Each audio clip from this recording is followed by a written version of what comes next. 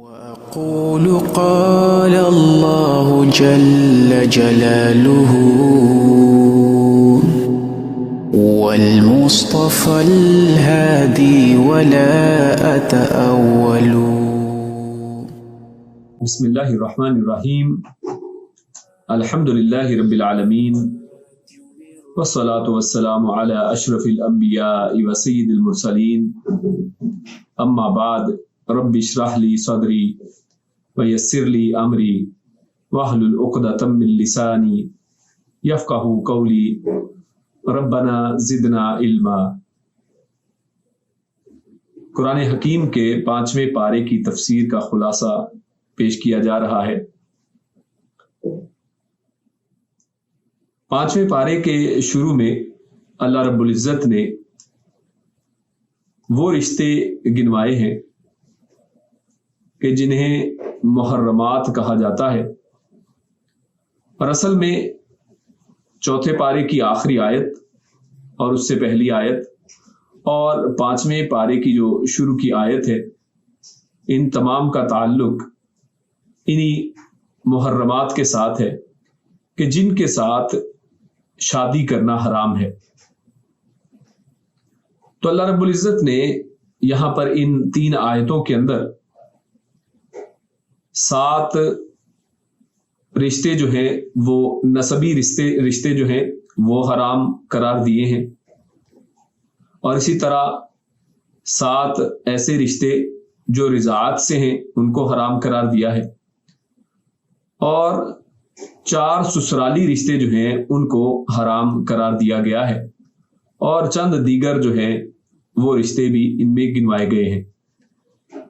تو سب سے پہلے جو نسبی رشتے ہیں، یعنی جن کے ساتھ انسان کا سگا تعلق ہوتا ہے، نسب کے ساتھ جن کا تعلق ہے، وہ 7 رشتے جو ہیں ان میں مائیں ہیں کہ جن کے ساتھ شادی نہیں کی جا سکتی ہے، اور اسی حکم کے اوپر ماؤں کی مائیں یعنی نانیاں اور دادیاں وہ بھی اس کے اندر شامل ہیں.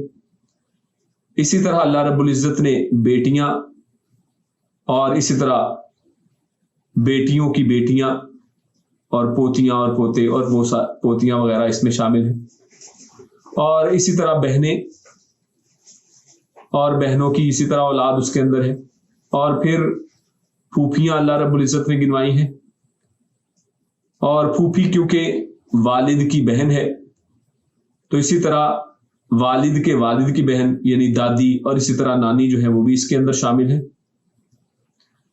اور اس کے بعد اللہ رب العزت نے خالائیں ان کے ساتھ بھی شادی کو حرام قرار دیا ہے، اور خالائیں ماں کی بہن کو کہتے ہیں، تو اسی طرح ماں کی بہن تو وہ بھی حرام ہوئی. پھر اسی طرح بھتیجیاں ہیں، ان کو اللہ رب العزت نے حرام قرار دیا ہے، اور بھانجیاں ہیں، ان کو اللہ رب العزت نے ان کے ساتھ شادی کو حرام قرار دیا ہے. اور یہ سارے جو 7 رشتے یہاں پر گنوائے گئے ہیں، یہی رشتے رضاعت کے ساتھ، یعنی رضاعت کسے کہتے ہیں کہ جس کو یعنی اگر آپ نے کسی عورت کا دودھ پیا ہے اور کسی دوسری لڑکی نے بھی اسی عورت کا دودھ پیا ہے، تو یہ اصل میں لڑکی جو ہے آپ کے لیے رضائی بہن کہلائے گی. تو اسی طرح رضاعت یعنی دودھ پلانے یعنی دودھ شریک جو بہن بھائی ہیں یا تمام جو رشتے ہیں، وہ تمام رشتے بھی یہی سیم 7 رشتے جو ہیں جب دودھ کے تعلق سے آئیں گے تو وہ بھی حرام قرار دیے گئے ہیں. اس کے بعد اللہ رب العزت نے 4 سسرالی رشتے بتائے ہیں، جن میں بیوی کی ماں یعنی ساس جو ہے اس کو حرام قرار دیا گیا ہے، اور اسی کے حکم کے اوپر نانی اور دادی جو ہے یعنی سسرال کی طرف سے، اور اسی طرح بیوی کی سگی بہن یعنی ایک وقت میں 2 بہنوں کو اکٹھا کرنا جو ہے اللہ رب العزت نے وہ حرام قرار دیا ہے. اور دوسرے خاوند سے یعنی آپ کی جو بیوی ہے اس کا اگر کوئی پہلے خاوند تھا اور اس کی اولاد جو ہے یعنی اس کی بیٹی جو ہے اس کے ساتھ بھی نکاح کو حرام قرار دیا گیا ہے، اور بیٹے کی جو بیوی ہے یعنی بہو جو ہے اس کو بھی حرام قرار دیا گیا ہے. اور چند اضافی اور دیگر جو ہے وہ رشتے بھی اللہ رب العزت نے گنوائے ہیں جیسا کہ اللہ رب العزت نے فرمایا کہ باپ کی جو منکوحہ ہے، یعنی ایسی عورت جس کے ساتھ باپ نے پہلے شادی کی تھی، اب اس کو طلاق دے دی یا کچھ اور، تو اس صورت میں اس عورت سے بھی نکاح جو ہے وہ حرام ہے۔ اور اس پارے کی جو ابتدا میں جو لفظ استعمال کیا گیا ہے والمحصنات من النساء، یعنی شادی شدہ عورتیں جو ہیں ان کو بھی اللہ رب العزت نے، یعنی دوسروں کی بیویاں جو ہیں ان کو اللہ رب العزت نے حرام قرار دیا ہے کہ ان کے ساتھ شادی کی جائے، الا یہ کہ وہ طلاق ان کو ہو جائے، یعنی وہ بیویاں نہ رہے۔ اور قرآن کریم میں اللہ رب العزت نے یہاں پر ہمارے سامنے آیا کہ 2 بہنوں کو جمع کرنے سے منع فرمایا ہے، لیکن نبی اکرم صلی اللہ علیہ وسلم کی حدیث میں، جسے بخاری نے روایت کیا ہے، اللہ کے نبی صلی اللہ علیہ وسلم نے پھوپھی اور بھتیجی کو جمع کرنے سے بھی منع فرمایا ہے، اور اسی طرح خالہ اور بھانجی کو بھی ایک نکاح میں جمع کرنے سے روکا ہے، منع فرمایا ہے۔ اور اس سے معلوم یہ ہوا کہ قرآن کے علاوہ حدیث بھی شریعت کا مستقل منبع اور ماخذ ہے، اس سے بھی شریعت نافذ ہوتی ہے، اس سے بھی حلال و حرام جو ہیں ان کا نفاذ ہوتا ہے۔ اب یہ جو لفظ جس سے اللہ رب العزت نے اس پارے کی ابتدا کی ہے والمحصنات سے، تو محصنات کن کو کہا جاتا ہے؟ والمحصنات من النساء، یعنی ایسی عورت جو شادی شدہ عورت ہے اس کو محصنات یا محصنہ کہا جاتا ہے۔ تو جیسے ہم نے بیان کیا کہ شادی شدہ عورت سے بھی شادی نہیں کی جا سکتی ہے، تو اس کے پیچھے وجہ کیا ہے؟ کہ کیا وجہ ہے کہ اللہ رب العزت نے کسی شادی شدہ عورت کے ساتھ شادی کو حرام قرار دیا ہے؟ تو اس سے یہ پتہ چلا کہ جس طرح سے مرد جو ہے ایک سے زیادہ شادیاں کر سکتا ہے، اللہ رب العزت نے عورتوں کے اوپر ایک وقت میں ایک سے زیادہ شادیاں حرام قرار دیا ہے۔ یعنی جو لوگ آج عورتوں کے مردوں کی برابری کے قائل ہیں اور بعض عورتیں مردوں کی برابری کی قائل ہیں، تو اس ضمن میں یہ بات سمجھ لینی چاہیے کہ ایک مرد جو ہے وہ تو 4 شادیاں یا ایک سے زائد شادیاں اگر کرنا چاہے تو کر سکتا ہے، لیکن عورت کے لیے یہ جائز نہیں ہے کہ وہ ایک سے زیادہ شوہر رکھے۔ اور اس کی وجہ یہ ہے کہ شادی جو ہے وہ صرف ملاپ کا نام نہیں ہے، بلکہ یہ ذمہ داریوں کا نام بھی ہے۔ اس کے اندر بہت سی ذمہ داریاں اولاد کی نسبت سے انسان کے اوپر آتی ہیں۔ تو اگر ایک عورت کے ایک سے زیادہ شادیاں ہوں تو اب اولاد کے حوالے سے یہ پتہ نہیں کیا جا سکتا ہے کہ کون کس کا ذمہ دار ہے، اور اسلام اس طرح لوگوں کو ذمہ داریوں سے فارغ نہیں کرتا ہے کہ جس طرح آج اگر ہم یورپ میں دیکھیں حالت، تو بے شمار ایسے بچے موجود ہیں کہ جن کے والدین کو پتہ نہیں ہے کہ اس کا والد کون ہے۔ تو اس کے اندر اس طرح کی بہت بڑی اخلاقی برائی بھی جو ہے وہ ہمارے سامنے آتی ہے۔ یہ جو محصنات لفظ ہے یہ حسن سے ہے، اور حسن قلعے کو کہا جاتا ہے، یعنی مضبوط ایک قلعہ جو ہے، فورٹ جس کو کہا جاتا ہے۔ تو اصل میں یہ اللہ رب العزت نے شادی شدہ عورتوں کے لیے جو محصنات کا لفظ استعمال کیا ہے، اس کے اندر بہت بڑی حکمت ہے کہ جب کوئی عورت شادی کے بندھن میں بندھ جاتی ہے تو اصل میں وہ ایک مضبوط قلعے کے اندر داخل ہو گئی ہے۔ جب تک وہ شادی شدہ نہیں تھی وہ قلعے سے باہر تھی، وہ غیر محفوظ تھی۔ اور آپ معاشرے میں یہ حال دیکھ سکتے ہیں کہ چاہے والدین کی سرپرستی میں ہوتی ہیں، لیکن بیٹیاں جن کی شادی ابھی نہیں ہوئی ہے کس طرح ان کی عزت خطرے میں رہتی ہے۔ لیکن ایک عورت اگر پتہ چلے کہ یہ شادی شدہ ہے تو پھر بھی اس کے اندر کچھ نہ کچھ لحاظ جو ہے وہ پیدا ہو جاتا ہے، اور ایک محسن اس کو مل جاتا ہے، ایک حفاظت کرنے والا شوہر اس کو مل جاتا ہے۔ تو اس سے یہ بھی پتہ چلتا ہے اس محسنہ کے لفظ سے کہ وہ عورت جو ہے حصار کے اندر آ گئی، اب وہ ایک قلعے میں، مضبوط قلعے کے اندر، ایک حفاظت کے اندر آ جاتی ہے۔ تو اس سے پتہ چلتا ہے کہ مرد اصل میں ذمہ دار ہے عورت کی حفاظت کا۔ تو اصل میں شادی کے اندر مرد جو ہے اس کو اللہ رب العزت نے 3 چیزوں کی ذمہ داریاں دی ہیں، ان میں سے ایک یہ بیوی کی حفاظت ہے، اور اسی طرح اس کے کھانے کا انتظام اور اس کے کپڑے کا انتظام، یہ 3 ذمہ داریاں ایک مرد کے ذمے رہتی ہیں۔ اور جب کوئی شخص جو ہے شادی کرتا ہے کسی عورت سے، یعنی اس میں ضروری چیزیں جو ہیں شادی کے اندر جن کو ملحوظ رکھنا چاہیے وہ یہ، نمبر 1 ولایت، اور یہ عورتوں کے لیے ہے، لڑکی کے لیے، کہ کوئی لڑکی جو ہے وہ بغیر ولی کے شادی نہیں کر سکتی ہے۔ ولایت اور ولی کا ہونا اس کے لیے ضروری ہے۔ اور اس کے بعد دوسری چیز، عورت کا حق جو ہے، یعنی مہر جو ہے، اس کو اللہ رب العزت نے ضروری قرار دیا ہے، یہ عورت کا حق ہے۔ اور تیسری چیز اللہ رب العزت نے، وہ تیسری چیز گواہ ہے، کہ جس کو شریعت محمدیہ نے ضروری قرار دیا ہے کہ گواہ ہیں اس کے اندر. اور اس گواہی سے یہ بھی پتا چلا کہ چوری چھپے شادی یا بھاگ کر جس طرح کی جاتی ہے گواہوں کے بغیر چوری چھپے کی شادی نہیں ہے. اس کے اندر ولایت بھی ضروری ہے اور گواہ بھی ضروری ہے. اور اللہ کے نبی صلی اللہ علیہ وسلم کا فرمان بھی ہے اس حوالے سے کہ اعلان کیا جائے, نکاح کا اعلان کیا جائے, اور جو نکاح سے پہلے منگنی وغیرہ ہے اس کو چھپا کر کیا جائے. اس کے بعد جو چوتھی چیز شادی کے توسط سے ہمارے پاس سامنے آتی ہے ضروری چیز, تو وہ ایجاب و قبول ہے. تو اصل میں اس میں دو قبول ہیں, ایک عورت کی طرف سے کہ لڑکی کی اجازت کے بغیر شادی نہیں کی جا سکتی ہے, اور مرد بھی قبول کرتا ہے, لیکن کیا وہ ہے ایجاب اور قبول. ایجاب اور قبول اصل میں کیا چیز ہے کہ لڑکی کا والد جو چیز اس کے ذمے پہلے تھی, یعنی اس عورت کی حفاظت, اس لڑکی کی حفاظت, لڑکی کا والد وہ لڑکے کے حوالے کرتا ہے کہ آج کے بعد اس کی ذمہ داری, اب اس کے کھانے پینے کی حفاظت کی ذمہ داری تمہارے اوپر ہے. تو مرد جو ہے اس ذمہ داری کو قبول کرتا ہے, تو اسی کو اصل میں ایجاب و قبول کہتے ہیں. یہی اصل میں شادی کی سب سے بڑی چیز ہے کہ یہ جو رسپانسبلٹی ہے, یہ جو ذمہ داری ہے, وہ ایک گھرانے اور ایک مرد سے نکل کر, یعنی والد سے یا بھائی سے نکل کر وہ اس شوہر کی طرف ٹرانسفر ہو جاتی ہے, اس کی طرف یہ پلٹ جاتی ہے. اور پانچویں اور آخری چیز جو ہے وہ دائمی قبضہ ہے شادی کے اندر, جو ضروری چیز ہے, لازمی چیز ہے. اور دائمی قبضے کے حوالے سے یعنی کیا چیز ہے کہ اصل میں اس سے متاع کی نفی ہمارے سامنے آتی ہے کہ جب عورت کسی مرد کے نکاح میں آ گئی تو اب اس کے دائمی قبضے کے اندر آ گئی ہے. ایسا نہیں ہے کہ عورت کے ساتھ نکاح انسان کسی ایک شارٹ ٹائم کے لیے کرے کہ جناب ایک دن کے لیے, ایک ہفتے کے لیے, یا ایک مہینے, ایک سال کے لیے انسان نکاح کرتا ہے. تو اس طرح شرط لگا کر نکاح جو ہے, وقت کی قید کے ساتھ نکاح جو ہے وہ جائز نہیں ہے. اور اسی طرح حلالہ جو ہے, جو آج کل کیا جاتا ہے, اللہ کے نبی صلی اللہ علیہ وسلم نے سختی سے اس سے منع فرمایا. اللہ کے نبی صلی اللہ علیہ وسلم نے حلالہ کرنے والے کے بارے میں فرمایا کہ یہ کرائے کا سانڈ ہے.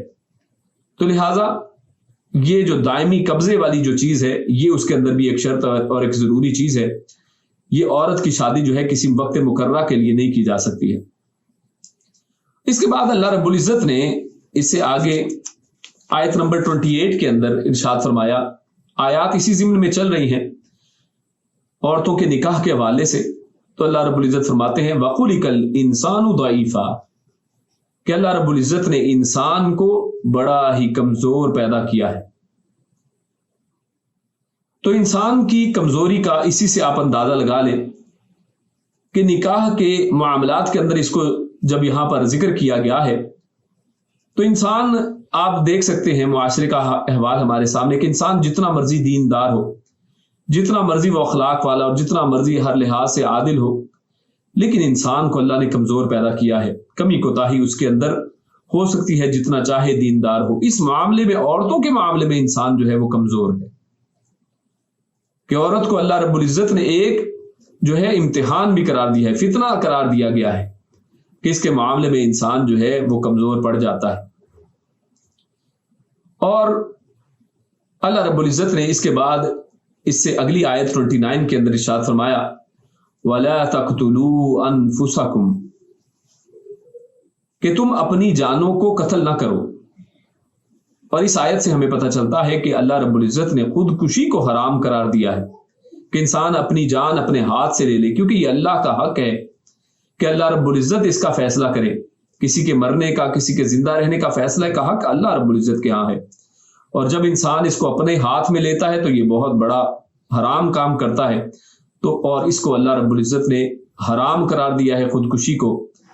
اور مسلم کی حدیث ہے, اللہ کے نبی صلی اللہ علیہ وسلم نے خودکشی کرنے والے کے بارے میں فرمایا کہ اگر کوئی شخص چھری کے ساتھ خودکشی کرتا ہے تو قیامت والے دن جب وہ آئے گا تو اس کے ہاتھ کے اندر چھری ہوگی اور وہ اس سے اپنے پیٹ کو کاٹ رہا ہوگا. اسی طرح اللہ کے نبی صلی اللہ علیہ وسلم نے زہر والے کی بات کی کہ جو زہر کھا کر اپنی خودکشی کرتا ہے قیامت والے دن آئے گا اور اس زہر کو کھاتا جائے گا اور اسی حالت میں وہ رہے گا ہمیشہ. اور اسی طرح جس شخص نے پہاڑ سے گر کر خودکشی کی ہوگی قیامت والا دن ہوگا اور وہ شخص جو ہے جہنم کی گہرائی کے اندر گرتا چلا جائے گا اور اسی حالت کے اندر رہے گا. تو اللہ رب العزت ہم سب کو اس سے پناہ دے اور اس سے محفوظ فرمائے. اس سے اگلی آیت نمبر 31 میں اللہ رب العزت نے ارشاد فرمایا کہ چھوٹے گناہ جو ہیں بڑے گناہوں سے بچنے کی وجہ سے ہی معاف کر دیے جاتے ہیں. یعنی جو شخص گناہ کبیرہ سے بچتا ہے، اس سے بچتا رہتا ہے، تو اللہ رب العزت اس کے چھوٹے چھوٹے جو صغیرہ گناہ ہیں ان کو تو اسی وجہ سے معاف کر دیتا ہے کہ یہ شخص بڑے گناہوں سے بچنے کی کوشش کرتا چلا جاتا ہے. اور بڑے گناہ کون سے ہیں؟ تو ان میں سے بعض احادیث کے اندر یہ گناہ گنوائے بھی گئے ہیں. اور اللہ کے نبی نے ایک حدیث میں فرمایا کہ میں تمہیں سب سے بڑا گناہ نہ بتاؤں، تو سب سے بڑا گناہ جو ہے وہ اللہ کے ساتھ شرک کرنا ہے. اسی طرح قتل کو بڑا گناہ گنوایا گیا ہے، جوا ہے اسی کے اندر، شراب نوشی ہے، پاک دامن عورتوں کے اوپر تہمت لگانا، اور اسی طرح جھوٹ بولنا وغیرہ، یہ سب کبیرہ گناہ ہیں. تو جو شخص ان کبیرہ گناہوں سے بچتا ہے، ان سے بچتا رہتا ہے، تو اللہ رب العزت اسی کی برکت کی وجہ سے اس کو اس کے تمام صغیرہ گناہوں کو بھی معاف فرما دیتا ہے. اور اصل میں بڑے گناہ کون سے گناہ ہیں، اس حوالے سے 3 اصولی باتیں جو ہیں وہ بھی ذہن نشین کر لیں کہ جن سے پتہ چلتا ہے کہ یہ چیز جو ہے یہ بڑا گناہ ہے. تو ان میں سے ایک چیز یہ ہے کہ ہر وہ گناہ جس کے اوپر اللہ رب العزت نے وعید سنائی ہے کہ اس کی وجہ سے انسان کو کوئی عذاب ہوگا، کوئی سزا ہوگی، تو ہر ایسا گناہ جو ہے وہ بڑا گناہ ہے. اور اگر اس میں مثال لیں، یعنی معاشرے میں کیونکہ آج ہم ایک بڑے اور چھوٹے گناہ کی تمیز نہیں رہی ہے، تو اس لیے ان اگر اصول و ضوابط کو اگر دماغ میں رکھیں گے تو آپ کے لیے بڑا آسان ہوگا یہ تعین کرنا کہ یہ گناہ کوئی کہیں بڑا گناہ تو نہیں ہے. تو لہٰذا انہی بڑے گناہوں میں سے ایک گناہ جو ہے اپنے کپڑوں کو ٹخنوں سے نیچے لٹکانا جو ہے یہ بڑے گناہوں میں سے ہے، کیونکہ اللہ کے نبی صلی اللہ علیہ وسلم نے اس کے اوپر وعید سنائی ہے کہ جو حصہ جو ہے وہ ٹخنوں سے نیچے لٹکتا رہے گا وہ جہنم کی آگ کے اندر جلے گا. تو لہٰذا یہ بڑا گناہ ہے جن کے اوپر وعید سنائی جائے. دوسرے نمبر پر جن پر اللہ رب العزت نے لعنت کی ہو، یعنی فلاں کام اگر کرتا ہے تو اللہ کی لعنت اور لعنت کرنے والوں کی لعنت ہے، تو ایسے گناہ جو ہیں وہ بھی بڑے گناہ ہیں. جیسا کہ علم کو چھپانا اللہ رب العزت کی اور لعنت کرنے والوں کی لعنت ہے. اور اسی طرح وہ تمام چیزیں، تیسرا اصول یہ ہے کہ وہ تمام چیزیں کہ جن پر حدود ہوں، کہ اللہ رب العزت نے کوئی حد مقرر کی ہے کہ اس کا ہاتھ کاٹ دیا جائے یا اس کو قتل کر دیا جائے اس کے بدلے میں، تو یہ تمام گناہ بھی بڑے گناہ ہیں. جیسے مثال کے طور پہ چوری کرنا، چوری کرنے کے اوپر اللہ رب العزت نے کہا چاہے وہ سارق ہو یا سارقہ ہو، چاہے مرد ہو یا عورت ہو، اس کے ہاتھ کو کاٹ دیا جائے.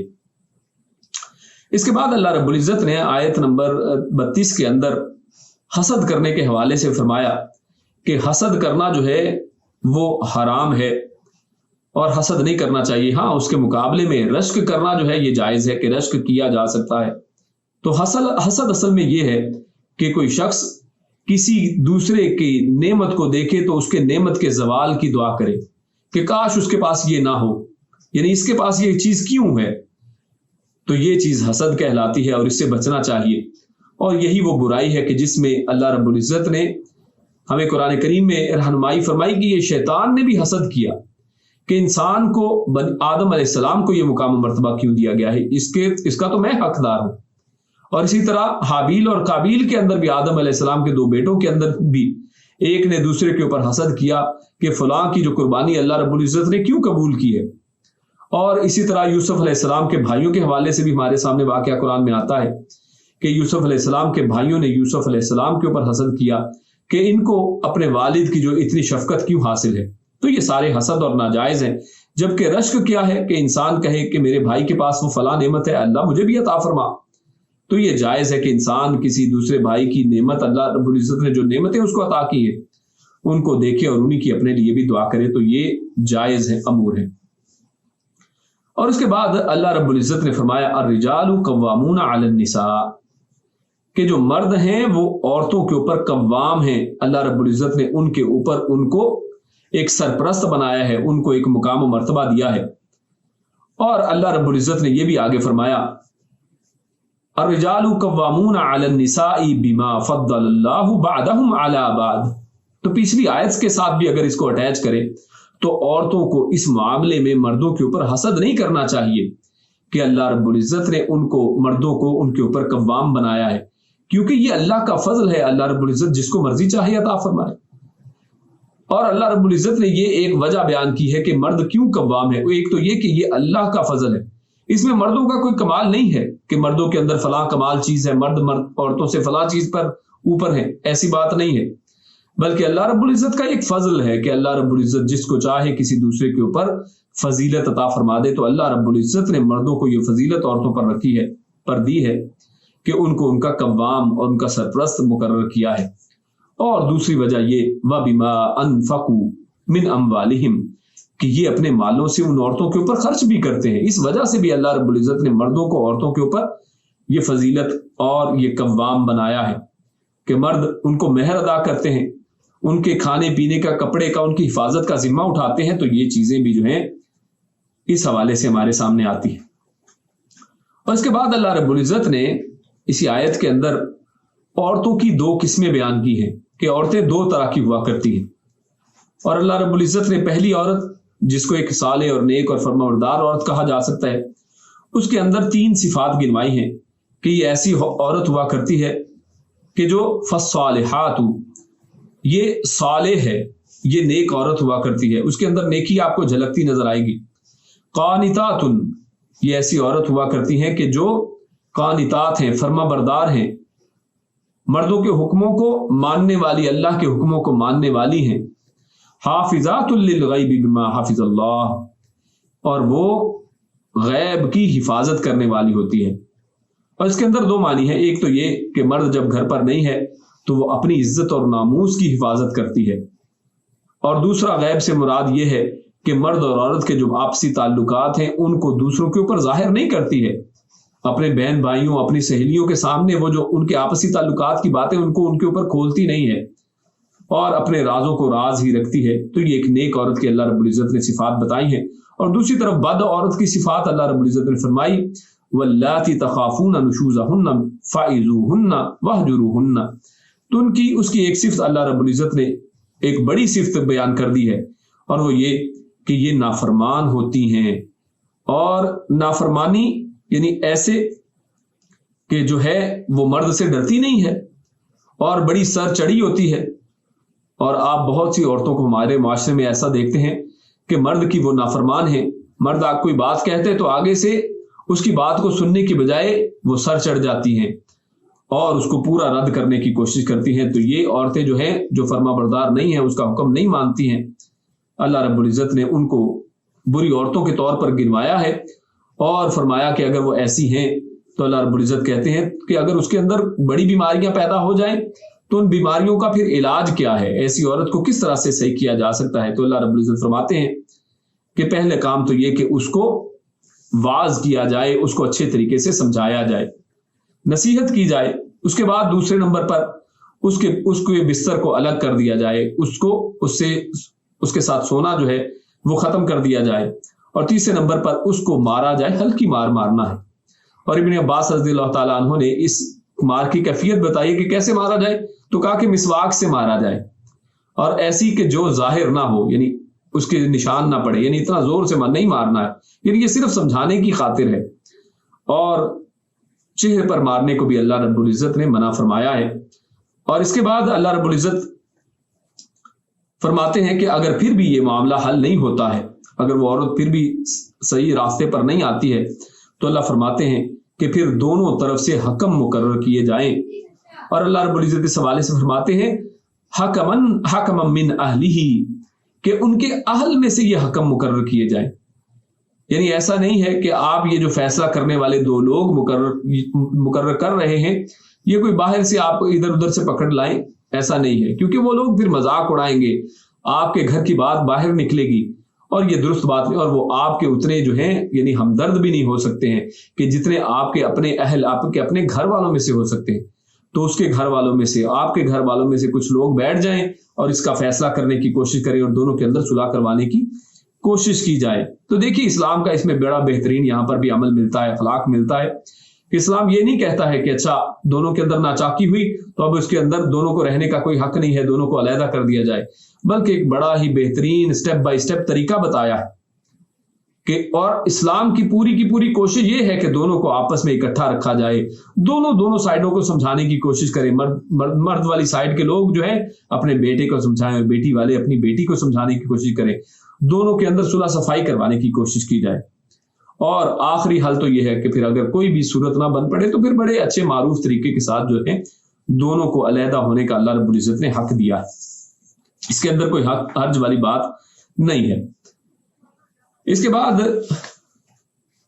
اللہ رب العزت نے فرمایا وَاعْبُدُوا اللَّهَ وَلَا تُشْرِكُوا بِهِ شَيْئًا وَبِالْوَالِدَيْنِ إِحْسَانًا. تو اللہ رب العزت نے اس کے بعد اپنی عبادت کا حکم دیا ہے کہ عبادت کی جائے اور صرف ایک اللہ کی عبادت کی جائے. وَاعْبُدُوا اللَّهَ، اللہ کی عبادت کرو. اور اتنا ہی کہنا کافی تھا، لیکن اللہ رب العزت نے شرک کی بھی نفی فرمائی.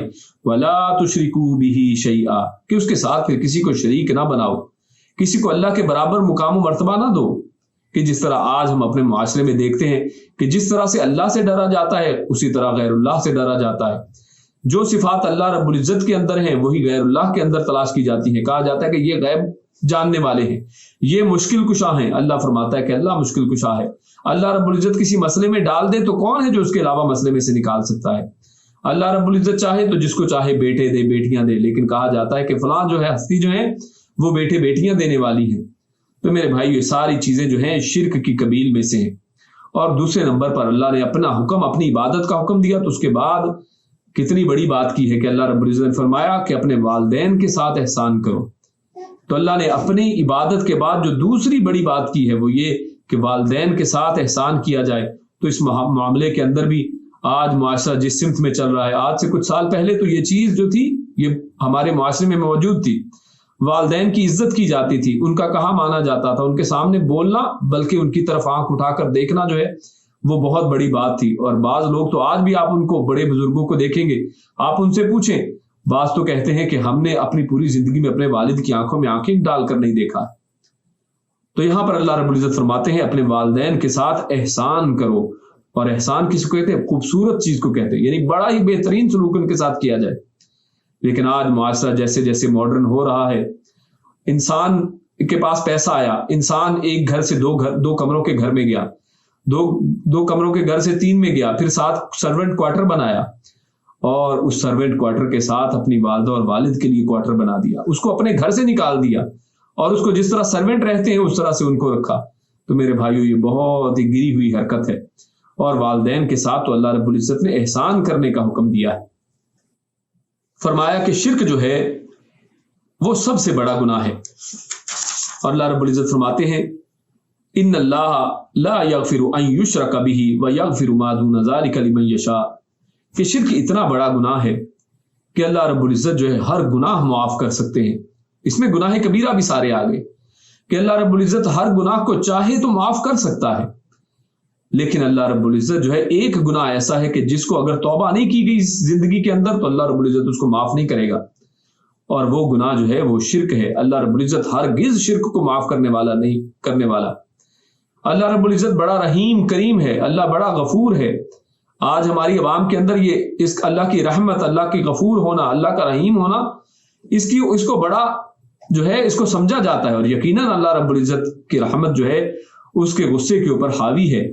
لیکن اللہ رب العزت اس مشرک کے لیے رحیم بالکل نہیں ہے، کیونکہ اس نے ایک ایسا بڑا ظلم کیا ہے جو ظلم اللہ کے ساتھ کیا. اللہ نے سورہ لقمان میں فرمایا کہ یا بنی لا تشرک باللہ. جب لقمان اپنے بیٹے کو نصیحت کرتے ہیں فرماتے ہیں کہ تو شرک نہ کرنا، ان الشرک لظلم عظیم، کیونکہ یہ شرک جو ہے یہ ایک بہت بڑا ظلم ہے. اور یہ ظلم انسان کس کے ساتھ کرتا ہے؟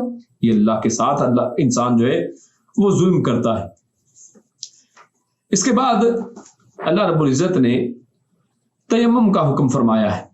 اللہ رب العزت ارشاد فرماتا ہے کہ اگر تمہارے پاس پانی میسر نہیں ہے، اگر پانی ڈھونڈنے پر بھی نہیں ملتا ہے، کسی ایسی جگہ پر انسان ہے کہ ڈھونڈنے پر بھی پانی نہ ملے، تو اللہ رب العزت نے اس امت مسلمہ کے اوپر بڑا ہی احسان کیا ہے اور تیمم کا حکم دیا ہے. اور تیمم یہ ہے کہ انسان پاک مٹی لے اور اس پاک مٹی کے اوپر اپنے دونوں ہاتھ اس کے اوپر مارے، اور مارنے کے بعد ان کے اوپر پھونک مارے، اور پھونک مارنے کے بعد اپنے ہاتھوں کو پہلے اپنے چہرے پر ملے اور پھر اس کے بعد اپنے بائیں ہاتھ کو دائیں ہاتھ کے اوپر ملے اور پھر دائیں ہاتھ کو بائیں ہاتھ کی پشت کے اوپر مل لے. تو یہ طریقہ جو ہے یہ سنت طریقہ تیمم کا ہمیں ملتا ہے. اللہ نے اس کا حکم قرآن میں بھی دیا ہے, فرمایا فَتَيَمَّمُوا صَعِيدًا طَيِّبًا فَامْسَحُوا بِوُجُوهِكُمْ وَأَيْدِيكُمْ, کہ پاک مٹی سے تیمم کرو اور اپنے چہروں اور اپنے ہاتھوں کو جو ہے اس سے مس کر لو. فَامْسَحُوا, ان کے اوپر مسا کر لو. پھر اس کے بعد اللہ رب العزت آیت نمبر 59 میں ارشاد فرماتے ہیں یا ایھا الذین آمنوا اطیعوا اللہ واطیعوا الرسول, کہ اے لوگوں جو ایمان لائے ہو اللہ کی اطاعت کرو اور اس کے رسول کی اطاعت کرو. وَأُولِي الْأَمْرِ مِنْكُمْ, اور اپنے اولو الامر جو ہیں, جو حکمران ہیں, جو امراء ہیں, ان کی بھی اطاعت کرو. تو اللہ رب العزت نے قرآن کریم کے اندر اللہ اور اس کے رسول کی اطاعت کا حکم دیا ہے اور ساتھ ہی امراء اور حکمرانوں کی اطاعت کا بھی حکم دیا ہے. اللہ کے نبی صلی اللہ علیہ وسلم نے فرمایا کہ اپنے ولی کی جو ہے اطاعت کرنی چاہیے, امیر کی اطاعت کرنی چاہیے, اس سے بغاوت نہیں کرنی چاہیے. چاہے وہ کوئی کالا حبشی ہے اس کی بھی اطاعت کی جائے, جو بھی آپ کا امیر مقرر کر دیا جائے, اور بغاوت نہ کی جائے, کیونکہ بغاوت کے ساتھ فساد پھیلتا ہے. اور اس کے ہر حکم کو مانا جائے سوائے اس کے کہ جس میں وہ اللہ کی نافرمانی کا اگر حکم دیتا ہے تو صورت میں اس امیر کی اطاعت جو ہے وہ جائز نہیں ہے. اور ابن عمر رضی اللہ تعالیٰ عنہ نے ارشاد فرمایا کہ معصیت کے کاموں میں, گناہ کے کاموں میں اگر وہ کسی برائی کا حکم دیتا ہے, کفر و شرک کا حکم دیتا ہے, تو اس معاملے میں سمع و اطاعت نہیں ہے, اس معاملے میں اس کی اطاعت نہیں کی جائے گی. ہاں ایسا نہیں ہے کہ اس کو جناب وہ اس نے ایک آپ کو غلط حکم دیا تو آپ پکڑ کے اس کے خلاف جو ہے بغاوت شروع کر دے, آپ اس حکم کو نہیں مانیں گے. اور اس کی مثالیں ہمارے سامنے, عبداللہ ابن عمر اپنے والد عمر جو ہے اگر کوئی ایسا حکم دیا انہوں نے حج تمتع سے منع فرمایا, انہوں نے کہا کہ اس کا اللہ کے نبی صلی اللہ علیہ وسلم نے حکم دیا تھا, آپ اس کے خلاف جو حکم کیسے دے سکتے ہیں. یعنی ان کو نصیحت کی جائے اور ان کو صحیح راستے کی طرف لایا جائے. اور پھر اسی طرح اللہ رب العزت اسی آیت میں آگے فرماتے ہیں فَإِن تَنَازَعْتُمْ فِي شَيْءٍ فَرُدُّوهُ إِلَى اللَّهِ وَالرَّسُولِ. اللہ رب العزت نے جو مسلمانوں کے درمیان میں تنازعات ہیں ان کا حل بتا دیا ہے. آج دیکھیں تو ہماری امت مسلمہ کے اندر کتنے تنازع ہیں, کتنے ایسے اختلافی مسائل ہیں کہ جن کے اندر ایک فرقہ کسی ایک سمت میں ہے, دوسرا فرقہ کسی دوسری سمت کے اندر ہے. اللہ رب العزت نے اس کا علاج اور حل بتا دیا ہے کہ اگر تمہارے درمیان میں کوئی تنازع پیدا ہو جائے تو یہ کوئی بڑی بات نہیں ہے, آپ تنازع تو ہو سکتا ہے لیکن اس کا حل جو ہے کیسے کرنا ہے, اس کا حل لڑائی جھگڑا نہیں بلکہ فردوہ الی اللہ والرسول, اس کو لوٹاؤ اللہ کی طرف اور اس کے رسول کی طرف.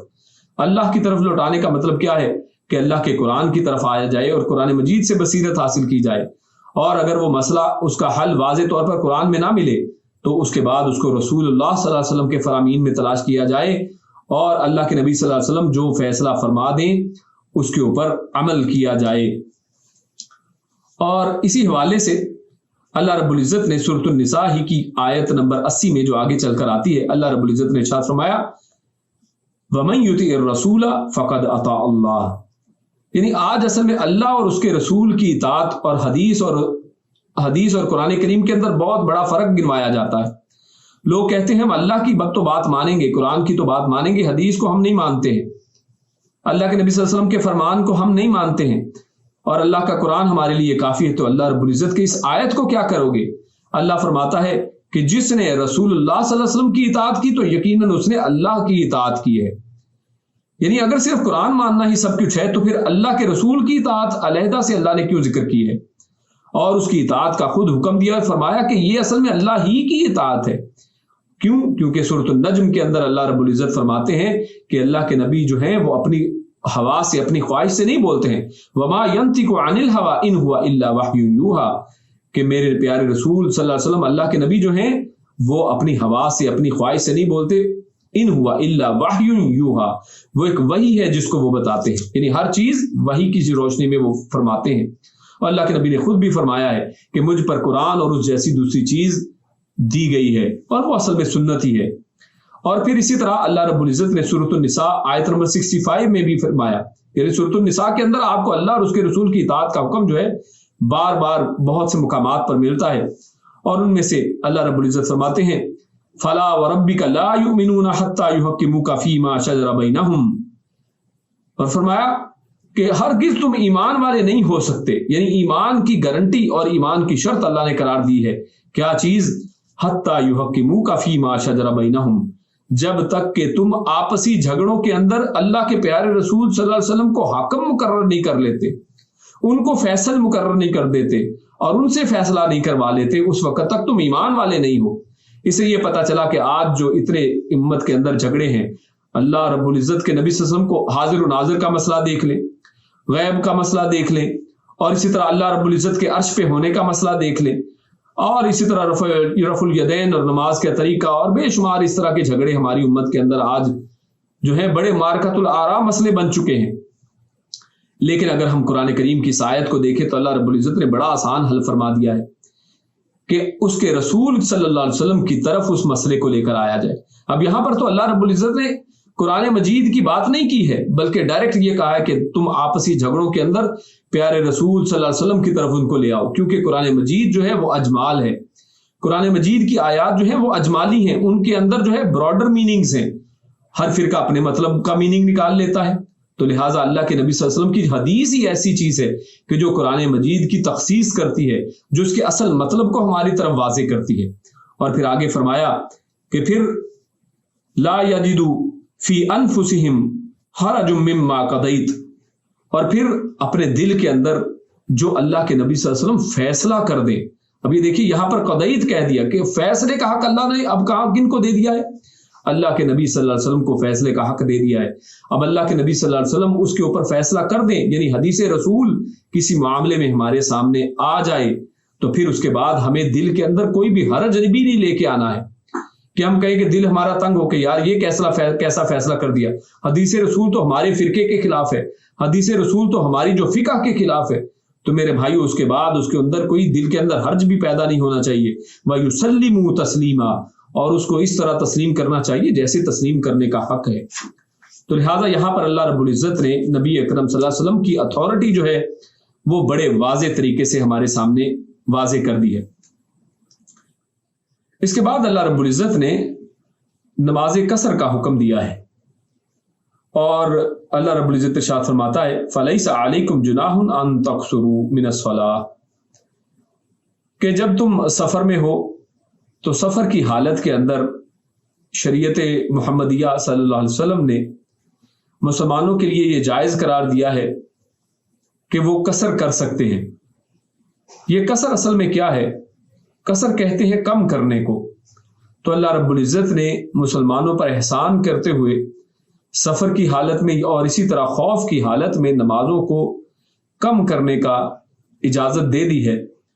اور یہ قصر نماز اس طرح سے ہے کہ انسان سفر کرے، اور سفر کے حوالے سے بعض لوگوں نے اس کی جو ہے کچھ حدود مقرر کی ہیں، اور نبی اکرم صلی اللہ علیہ وسلم سے بھی بعض احادیث کے اندر اس کا فاصلہ بھی متعین ہوتا ہے.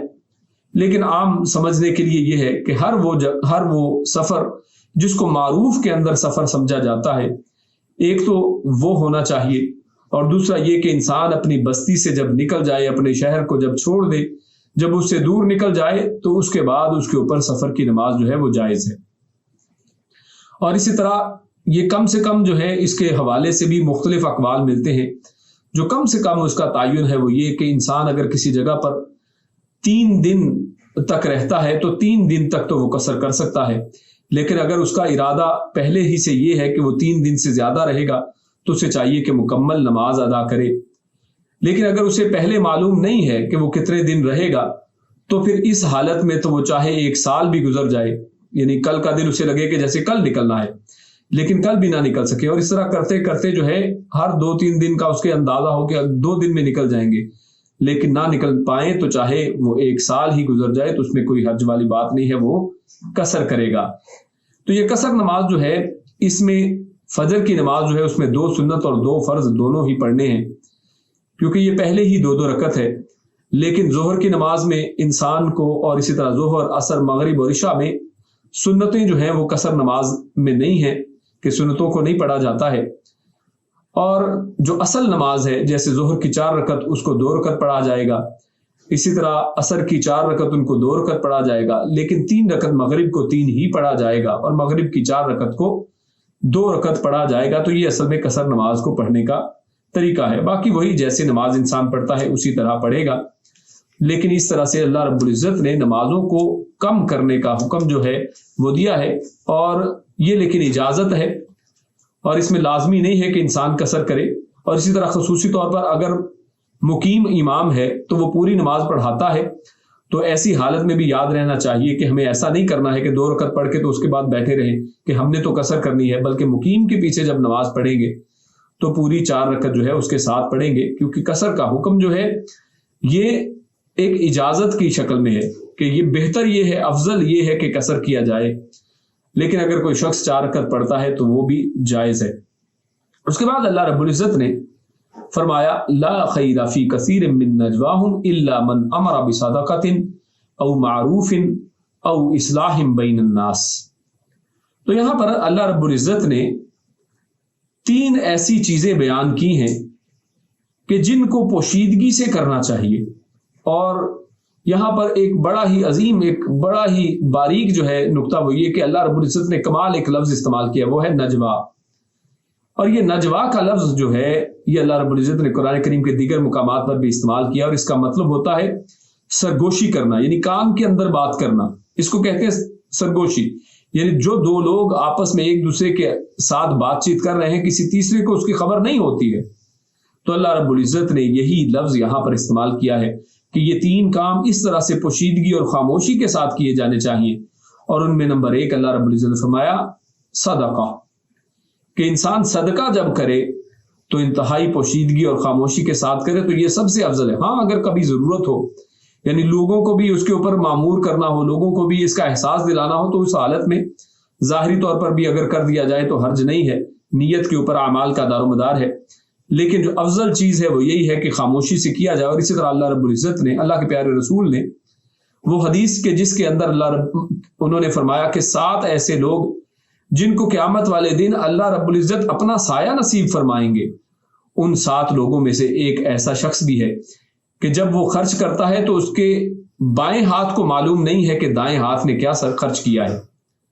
यानी इतनी खामोशी और इतनी राजदारी के साथ वो खर्च करता है, उसका ढिंडोरा नहीं पीटता है, उसके ऊपर रियाकारी नहीं करता है। और दूसरी चीज मारूफ, यानी मारूफ हर अच्छी चीज को मारूफ कहते हैं, यानी कोई भी नेक काम करे, कोई भी नेकी करे तो लोगों को जतलाता ना फिरे कि जनाब मैं तहज्जुद की नमाजें पढ़ता हूं, मैं बड़ा नमाजी परहेजगार हूं, मैं बड़े सदके देता हूं, मैं इतने हज किए हैं। और हमारे मुआशरे में तो लोग देखें कि एक हज कोई शख्स कर ले तो उसके साथ हाजी लगा दिया जाता है कि हाजी साहब। हाँ, अगर इज्जत की खातिर कोई शख्स, कोई दूसरा कोई शख्स उसको कहता है तो उसमें कोई हर्ज नहीं, लेकिन अगर वो शख्स खुद अपने साथ जो है एक दिखावे की खातिर हाजी लगाना शुरू कर देता है और इस तरह 2-3 हज कर लिए तो अलहाज बन जाते हैं लोग, तो ये मामला जो है दुरुस्त नहीं है। इसको भी राजदारी से मारूफ नेक अमाल करने चाहिए। और इसी तरह अल्लाह रब्बुल इज्जत जो तीसरी बात फरमाते हैं इस्लाहिम बैन अन्नास, कि लोगों के दरमियान में जो इस्लाह करने वाले, जो सुलह सफाई करना है, जो लोगों के दरमियान में जो दीगर जो मामलात हैं उनमें उनको भी राजदारी से किया जाए और उनको भी लोगों के ऊपर जाहिर ना किया जाए। इसके बाद अल्लाह रब्बुल इज्जत इरशाद फरमाते हैं अल्लज़ीना यत्तखिज़ून अल-काफ़िरीना औलिया मिन दूनिल मुमिनीना अयब्तगूना इंदहुमुल इज़्ज़त फ़इन्नल इज़्ज़त लिल्लाहि जमीआ। तो अल्लाह रब्बुल इज्जत फरमाते हैं कि क्या ये लोग दुनिया वालों से इज्जत चाहते हैं? इसमें बहुत बड़ा पैगाम आज हम सब के लिए और ख़ुसूसन हमारे जो मुल्क हैं उनके उमरा के लिए इसमें बहुत बड़ा पैगाम है कि जो लोग आज इज्जत जो है वो दूसरों के हाथों में देखते हैं, वो कहते हैं कि फलां के इंडेक्स में हमारे मुल्क का नाम आ गया, फलां मुल्क ने हमें तस्लीम कर लिया, फलां मुल्क जो है हमारी अगर मदद करता है तो उनके पास वो इज्जत ढूंढते हैं। तो मेरे भाइयों, इज्जत जो है वो तो अल्लाह रब्बुल इज्जत फरमाते हैं अल इज्जतु लिल्लाहि जमीआ, सारी की सारी इज्जत जो है वो तो अल्लाह रब्बुल इज्जत के हाथ के अंदर है। इज्जत को लोगों के पास तलाश नहीं करना चाहिए। और उमर बिन खत्ताब रजी अल्लाह ताला का कौल यहाँ पर वो भी बड़ा अहम है। वो फरमाते हैं कि जो बंदों से इज्जत हासिल करना चाहता है अल्लाह उसे जलील कर देता है। यानी हमें इज्जत उसी से लेनी चाहिए, उसी के पास तलाश करनी चाहिए कि जिसके पास इज्जत है, जिसके पास खुद इज्जत का जो मालिक नहीं है। जैसे जो बंदे हैं वो तो खुद अपनी इज्जत के मालिक नहीं है, وَتُعِزُّ مَن تَشَاءُ وَتُذِلُّ مَن تَشَاءُ، اللہ رب العزت جس کو چاہے عزت دے اور جس کو چاہے اللہ رب العزت ذلت عطا کرے. یہ تو صرف اللہ رب العزت کے فیصلے ہیں. تو لہٰذا اللہ رب العزت کے سامنے گڑ گڑانا چاہیے، اس سے عزت طلب کرنی چاہیے کہ اللہ رب العزت ہمیں عزت عطا فرمائے. اس کے بعد اس پارے کی جو سب سے آخری آیت ہمارے سامنے آتی ہے، اس میں اللہ رب العزت ارشاد فرماتے ہیں ما یفعل اللہ بعذابکم ان شکرتم وآمنتم وکان اللہ شاکرا علیما. کہ اللہ رب العزت کو کیا پڑی ہے کہ اللہ تعالیٰ تمہیں عذاب دے اگر تم ایمان والے ہو، اور اگر تم شکر کرنے والے ہو تو اللہ کو کیا پڑی ہے کہ اللہ رب العزت تمہیں عذاب دے. اب یہاں پر اس آیت میں جو اسلوب اختیار کیا گیا ہے بڑا ہی زبردست اسلوب ہے. اللہ چاہتا تو اللہ یہ کہہ سکتا تھا کہ اگر تم شکر کرو تو اللہ رب العزت تمہیں عذاب نہیں دے گا، لیکن اللہ رب العزت نے یہ جو بات کی ہے کہ اللہ کو کیا پڑی ہے کہ اللہ رب العزت تمہیں عذاب دے.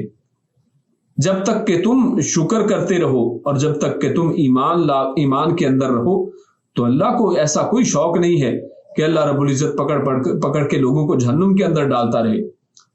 تو اس سے ایک بات جو ہمارے سامنے واضح آتی ہے کہ اللہ رب العزت کی صفات میں جو غالب صفت ہے وہ رحمت کی صفت ہے. کہ اللہ رب العزت تو رحیم ہے، کریم ہے، وہ نہیں چاہتے ہیں کہ اللہ رب العزت کا ایک بھی بندہ جو ہے وہ جہنم کے اندر جائے. اللہ رب العزت تو سب کو چاہتے ہیں کہ سب معاف کر دیے جائیں، سب لوگ جنت کے حقدار ٹھہر جائیں. اسی وجہ سے تو اللہ رب العزت نے پے در پہ انبیاء بھیجے ہیں، ایک کے بعد دوسرا نبی آتا رہا تاکہ لوگ اپنے آپ کو جہنم سے بچا لیں. اسی لیے تو اللہ رب العزت نے ہر نبی کو ایسے اور ہر قوم کو ایسے موقع فراہم کیے ہیں، بار بار ان کو معاف فرمایا ہے. ہم سورۃ البقرہ میں پڑھتے ہیں کہ بنی اسرائیل کو بار بار معاف کیا جاتا ہے، بڑی بڑی کوتاہیوں پر معاف کیا جاتا ہے. سورہ آل عمران میں ہم احد کے حوالے سے مسلمانوں کا حال دیکھتے ہیں کہ اللہ رب العزت بار بار معاف فرماتے ہیں. اور اگر ہم آج اپنا حال دیکھیں تو اللہ رب العزت نے دیکھیے ہمیں امت مسلمہ کو رمضان عطا فرما دیا ہے. یہ معافی کا مہینہ ہے، یہ گڑ گڑانے کا مہینہ، اللہ رب العزت سے توبہ طائب ہونے کا مہینہ، اللہ رب العزت سے اس کی نعمتوں کے اوپر شکر کرنے کا مہینہ ہے اور اپنے ایمان کو تازہ کرنے کا مہینہ ہے. ہاں یہ انسان ہی ہے کہ انسان جب اللہ رب العزت کا ناشکرہ بن جاتا ہے، انسان جب اللہ رب العزت کے ایمان کو چھوڑ کر کفر اختیار کرتا ہے تو پھر اللہ رب العزت جو ہے وہ پھر اپنا اختیار استعمال کرتے ہیں. ورنہ اللہ رب العزت نہیں چاہتے ہیں کہ کسی کو بھی عذاب دیا جائے. اللہ رب العزت تو کہتے ہیں کہ اس کی صفت جو رحمت ہے وہ اس کے اوپر حاوی ہے. اللہ رب العزت نے اپنے اوپر رحمت کو لکھ دیا ہے. اور وہ غضبناک کب ہوتا ہے؟ جب انسان خود ناشکرا ہوتا ہے، انسان اپنے کیے کی خود کمائی اصل میں کاٹتا ہے. اور جب بندہ ناشکرا اور کفر کرنے والا بن جائے، اور اصل میں کفر کا لفظ بھی جو ہے وہ بھی اصل میں ناشکری کے ہی کے لیے آتا ہے.